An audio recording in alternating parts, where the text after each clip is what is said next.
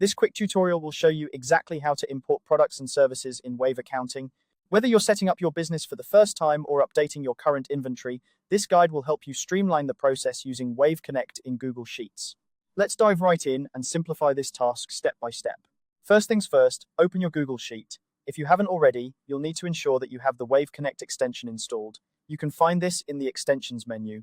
Once that's set up, we can proceed with the upload process.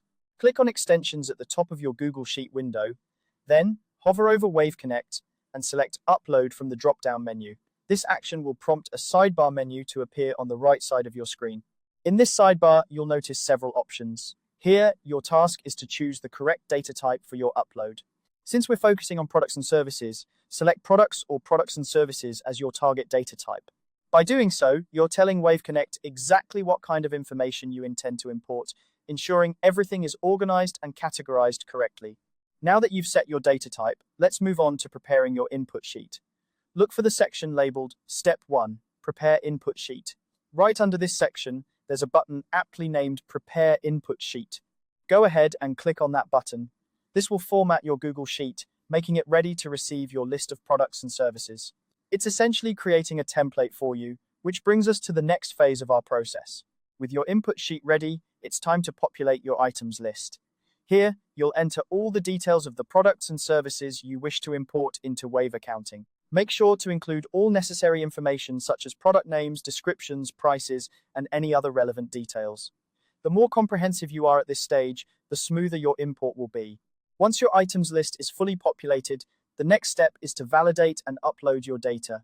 Before you hit upload, it's crucial to double-check everything. Make sure there are no typos, missing fields, or incorrect data entries. Validation is key because it helps to catch any potential errors that may cause issues during the import process.